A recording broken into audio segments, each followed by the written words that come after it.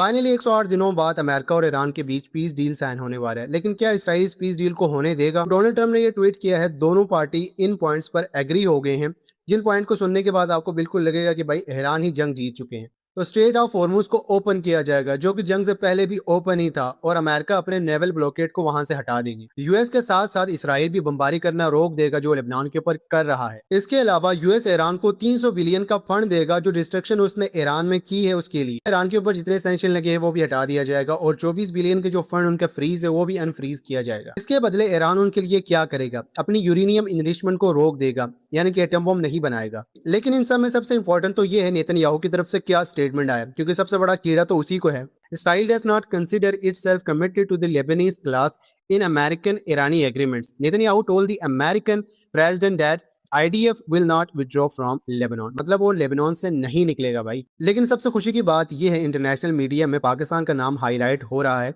जो peace deal agreement होने जा रहा है। मगर अफसोस की बात यह है, इसराइल कभी भी ये डील साइन नहीं होने देगा। वो दोबारा से कोई ना कोई पंगा जरूर लेगा।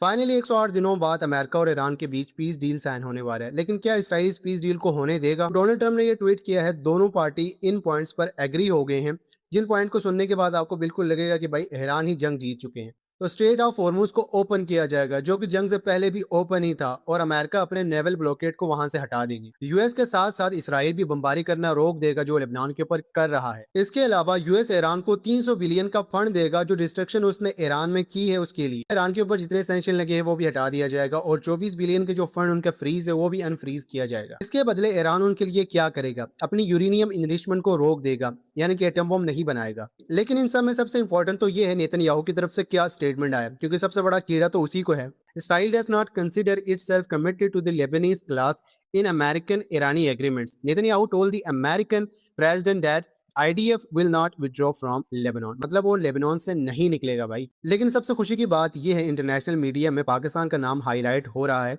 जो पीस डील एग्रीमेंट होने जा रहा है। मगर अफसोस की बात यह है, इसराइल कभी भी ये डील साइन नहीं होने देगा। वो दोबारा से कोई ना कोई पंगा जरूर लेगा।